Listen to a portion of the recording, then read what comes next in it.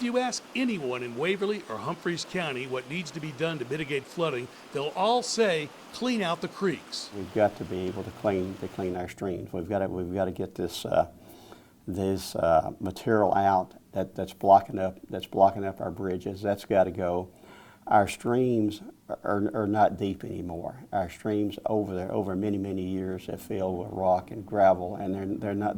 There's no depth to them anymore. What happened in Waverly from Trace Creek is the worst case scenario of what debris in a creek can do during a flood. You see, Trace Creek runs from east to west from McEwen to Waverly, paralleling Highway 70 and the railroad tracks.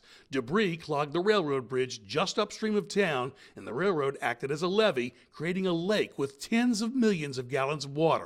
Then a breach occurred in the railroad bed, sending a tsunami-like wall of water into town, sweeping cars down the streets and houses off their foundations. Where the breach occurred, the railroad tracks were left hanging in midair. With a 21-inch rainfall event, highest recorded rainfall event in the history of Tennessee for a 24-hour period, you know, we would have flooded that day. No question about it, we would have had some flooding issues.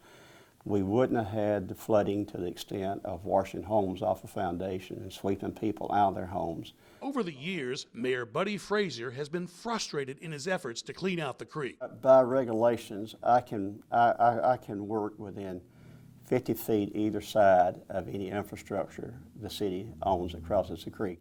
Other than that, I can't do anything to impede that waterway. Mayor Frazier's hope is that an ongoing U.S. Army Corps of Engineers floodplain management study will address some of these issues, like cleaning out debris, channel modification of the creek, and building retention areas upstream to hold back water during excessive rainfall events. And they're talking to us now. They're telling us now that they're going to have some action. There's got to be a plan to get those opened up, get them straightened up, and get that water flowing again as it should. The Corps of Engineers study is a 2-year process, but certain aspects of the study will be shared as they become available to help inform and enable decisions as early as possible.